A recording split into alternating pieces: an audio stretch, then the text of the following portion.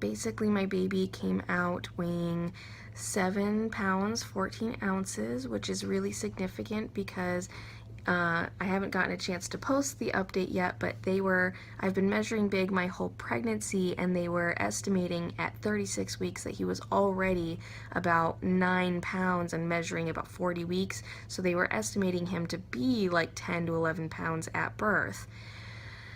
Now, so he ended up being extremely smaller than anticipated, and so he came out 7 pounds 14 ounces and 20 1/4 inches long, and he was beautiful. And if you haven't seen the updates on Facebook, I did post a couple pictures on there, which kind of brings us to the now. So I'm going to try and shorten this and summarize this as much as I can.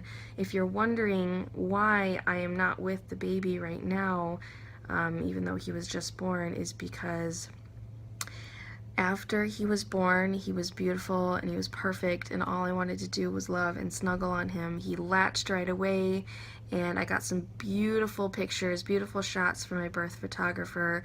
And even though my labor and delivery hadn't quite gone as expected or anticipated, it still was the vaginal birth that I wanted. And you know, like I said, I still got some really beautiful shots, and my whole labor support team ended up being there, and he was perfect, or so I kind of thought.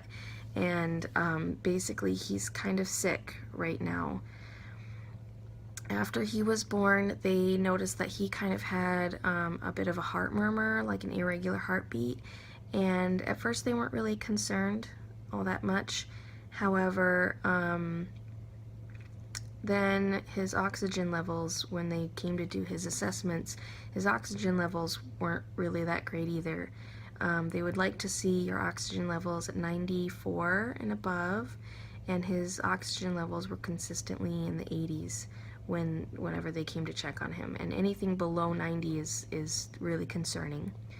So between the irregular heartbeat and the low oxygen levels, they decided to get a what's called an echocardiogram, and it's like a picture of the heart and a really detailed picture of the heart.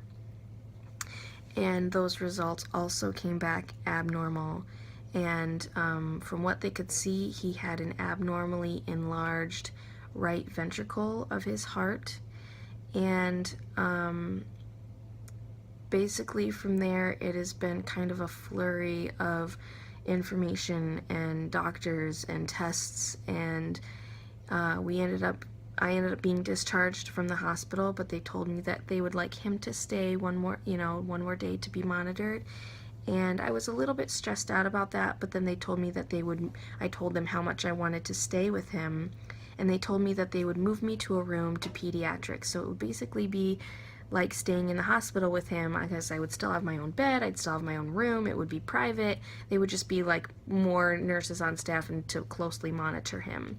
And so they did. They put monitors on him and monitored him all night, and his oxygen levels consistently stayed 90 and below, and even a few times kept plummeting into the 70s, which anything in the 80s is really bad, so anything in the 70s is like really bad. At that point I still wasn't too concerned because I just didn't really know quite what was going on, and I just thought, okay, well, we're just going to monitor him a little bit more, we're just going to keep him for like another day, and then this should just resolve itself, I guess, is kind of what my mindset was.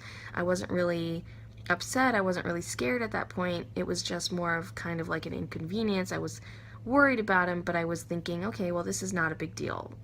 For some reason in my mind, that's what I was thinking.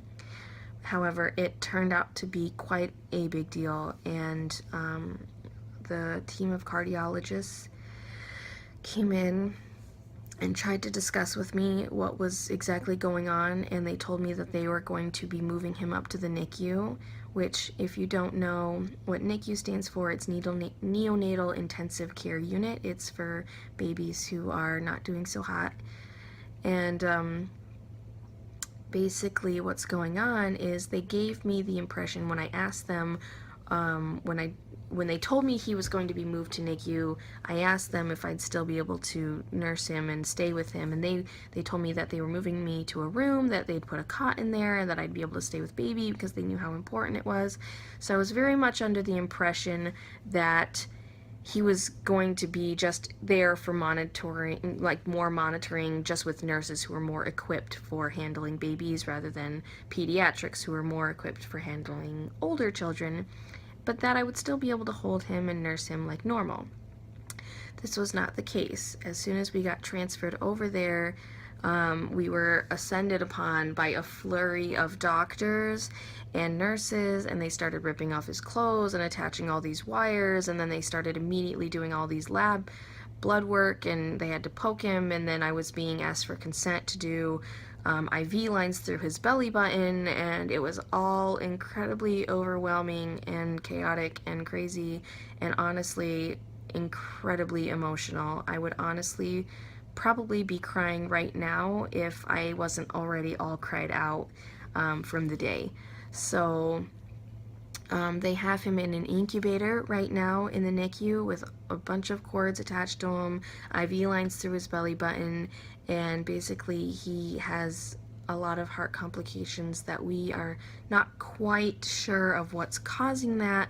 The theory is right now that he had some kind of ventricle like close before birth or something like that, and it put a lot of stress and strain on his heart in utero.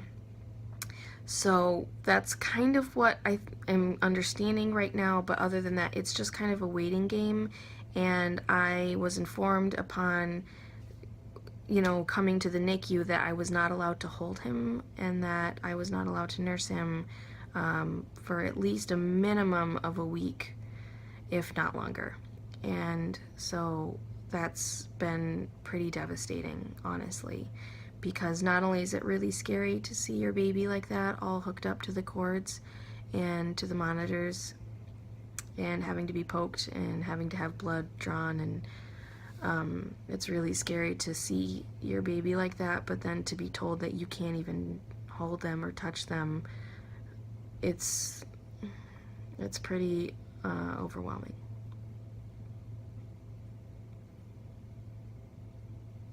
So that's kind of what's happening right now. I can't really even be with him because he's just really sick. Cody is currently at home with our other boys because they need someone to take care of them too. I am here at the hospital, and luckily I am able to stay in something called the parent room, so I'm still on the same floor as the NICU. I am pumping every 2 hours so that when he is able to feed and when he is able to have like real food through a feeding tube, that he can have my milk and not formula. So I'm pumping every 2 hours to make sure he can get that. And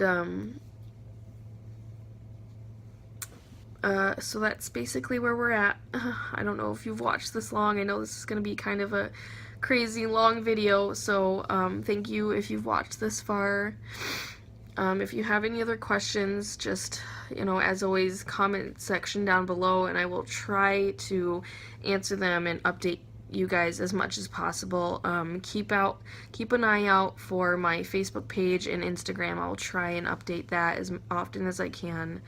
But right now it's just been really overwhelming, and that's just kind of where we're at. It's just a waiting game, and I'm just very stressed out. I'm exhausted. I haven't really slept or ate much at all in the past 48 hours, and I just really want my baby to come home. So anyway, thank you so much for watching, and I will try and keep you guys updated as much as I can. Bye.